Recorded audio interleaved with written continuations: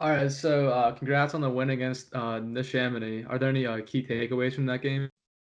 Yeah, I think that when you look at it, it's quality District One team like they are. The major takeaway is the level of play that we brought to the table to be able to get a 3-0 win there. Even though I think that they hit a couple posts in the game, it could have been a little bit different score line.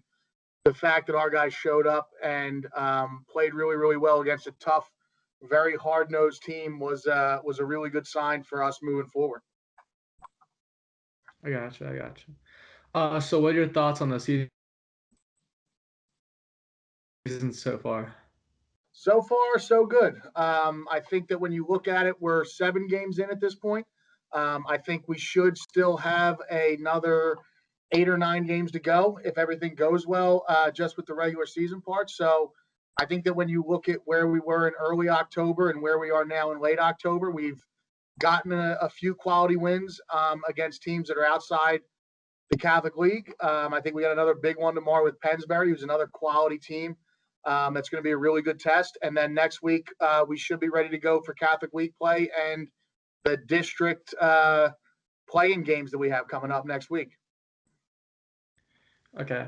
And lastly, so what are the key factors to such a successful season so far? You guys are 6-1 now. You guys are killing it.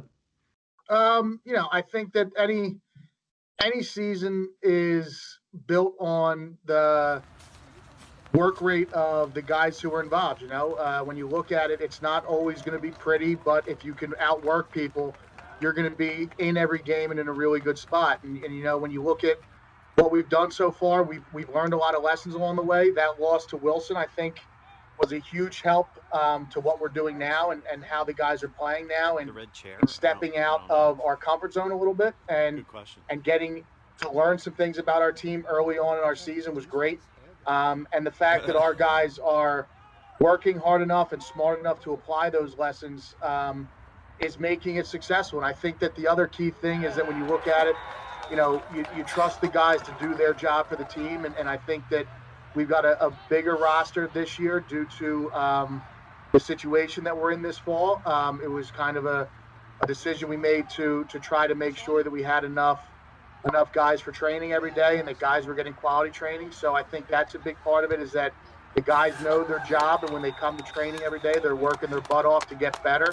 And we're just trying to improve every day we're on the field. And the top leadership guys of the teams, the captains and the seniors who have been around for a while, have really embraced that and have really pushed each other through practices to make sure that we are in tip-top shape when we get to matches and we get to really run with some of the best teams in the state right now. And hopefully we'll continue to get better. I don't see the guys' work rate dropping off at all. In fact, this past Sunday, Monday, Tuesday, when we had 3 days of just straight work training sessions, the guys were working harder than they have all season.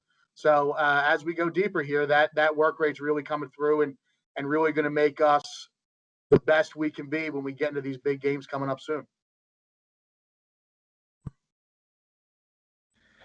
All right. Well, thank you again, Coach, for being here. That's all I have. Congrats on the season so far. You guys are looking great. But Oh man, thank you. I appreciate it. I appreciate the support of the community. Unfortunately, we'd love to have you guys out more than we can right now, and hopefully down the road, hopefully some things open up and we get to play in some bigger games where we can get you guys out there to see us play a little bit more in person and a little less online. all right. Thank you. Luck against Penn. Thanks, Christian. Take it easy, buddy.